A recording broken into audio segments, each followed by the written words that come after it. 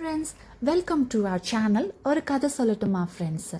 இன்றைக்கி நம்ம பார்க்க போகிறது குறும்புக்கார குரங்கு மோமோவை பற்றியும் அவனுக்கு காட்டில் கிடைச்ச ஒரு கண்ணாடியை பற்றியும். அது ரொம்ப அழகான காடு.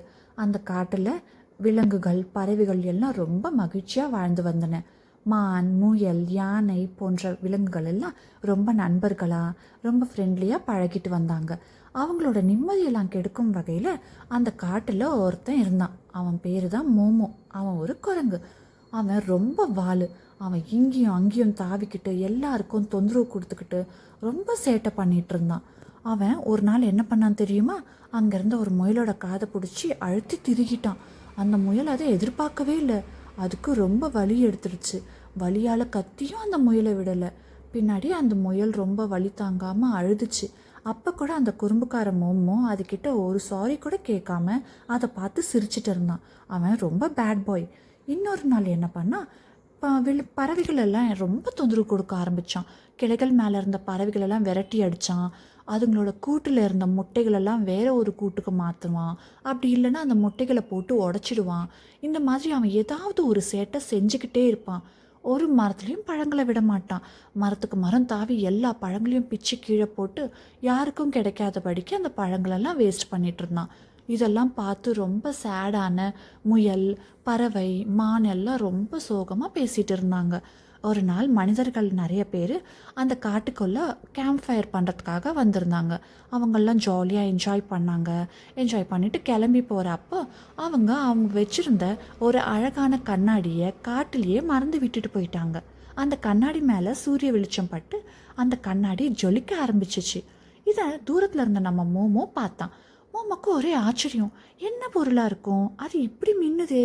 சரி, கிட்ட தான் போய் பார்ப்போம் அப்படின்னு கிட்ட வந்து பார்த்தா கண்ணாடிக்குள்ளே இன்னொரு குரங்கு. மோமோக்கு ரொம்ப ஆச்சரியம் ஆயிடுச்சு. ஃப்ரெண்ட்ஸ், நீங்கள் சொல்லுங்கள், முகம் பார்க்குற கண்ணாடி முன்னாடி நாம் நின்னோன்னா கண்ணாடியில் யார் தெரிவா? நம்ம தானே தெரியும்.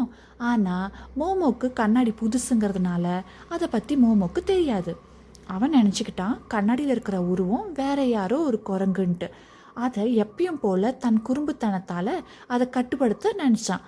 அதே போல் அது முன்னாடி நின்று சிரித்தான், அதுக்கிட்ட ஒழுங்கு காமிச்சான், குதிச்சான், நிறைய சேட்டை பண்ணான். அப்போ கூட அந்த குரங்கு அதையே பண்ணுச்சு. இதை பார்த்த மோமோக்கு ரொம்ப கோவம் வந்துச்சு. குரங்கே, நான் பண்ணுறதெல்லாம் நீயும் செய்வியா? உன்னை என்ன செய்கிறேன் பாரு அப்படின்னு கோவப்பட்டா அந்த குரங்கும் கோவப்பட்டுச்சு. உடனே மோமோ, நான் இதுக்கெல்லாம் பயப்பட மாட்டேன், கொஞ்சம் இரு, நான் உன்னை என்ன செய்கிறேன்னு பாரு அப்படின்னு சொல்லிட்டு வெளியே போனான். காட்டுக்குள்ளே போயிட்டு அவன் குச்சி கொண்டு வரலான்னு போனான். எதுக்கு தெரியுமா? அந்த கண்ணாடியில் இருந்த குரங்க அடிக்கிறதுக்கு தான். இதை கேட்டால் உங்களுக்கே ரொம்ப ஃபன்னியாக இருக்குல்ல? ஆமாம், மோமோக்கு ஒரு குச்சி கிடச்சிச்சு. அந்த குச்சி எடுத்துக்கிட்டு கண்ணாடி கிட்ட வந்தான். குரங்கே, இப்போ உன் குறும்புத்தனத்தை என்கிட்ட காட்டு, உன்னை நான் என்ன செய்ய போகிறேன் பாருன்னு குச்சை தூக்கி அந்த குரங்கு அடிக்கிறதுக்கு போனான்.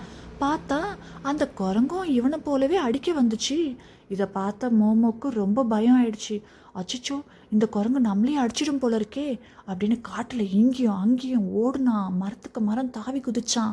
இதெல்லாம் தூரத்தில் இருந்த ஒரு புத்திசாலி யானை பார்த்துட்டு இருந்துச்சு.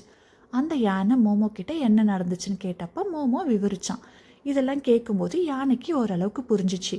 இந்த மோமோ கண்ணாடியை பார்த்து தான் பயந்து வந்திருக்கான்னு தெரிஞ்சுக்கிட்ட யானை கண்ணாடி முன்னாடி போய் நின்றுச்சு.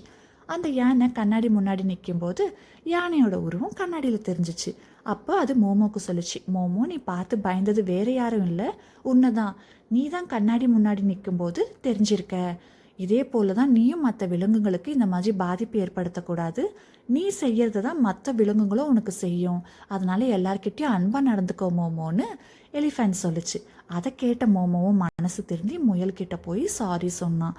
முயல் ரொம்ப ஹாப்பி ஆயிடுச்சு. அதே போல் மற்ற பறவைகள் கிட்ட போயிட்டு தன்னோட தவறுக்கு வருந்தி மன்னிப்பு கேட்டான். அவனோட மன்னிப்பை மற்ற பறவைகளும் ஏற்றுக்குச்சு. அப்புறம் மரத்தில் இருந்த பழங்களெல்லாம் கொண்டு வந்து பறவைகள், விலங்குகளுக்கெல்லாம் ஷேர் பண்ணி கொடுத்தான். ரொம்ப ஃப்ரெண்ட்ஸ் ஆயிட்டாங்க அவங்க எல்லாரும். மோமோட இந்த மாற்றத்தை நினச்ச எல்லா மிருகங்களும் பறவைகளும், ஆஹா, மோமோ இப்படி மாறிட்டானேன்னு அவனை மன்னிச்சு அவன் கூட ஜாலியாக ஃப்ரெண்ட்ஸாக இருக்கிறதுக்கு ஆரம்பித்தாங்க. அந்த காடே புதுசாக மாறிடுச்சு. மோமோ ரொம்ப குட் பாய் ஆகிட்டு எல்லாருக்கூடையும் ஃப்ரெண்ட் ஆகிட்டான். இதிலேருந்து நம்ம என்ன தெரிஞ்சுக்கணுன்னா, நம்ம வாழ்க்கையும் கண்ணாடி போல தான். நம்ம மற்றவங்களுக்கு என்ன செய்கிறோமோ அதை தான் மற்றவங்களும் நமக்கு திரும்ப செய்வாங்க.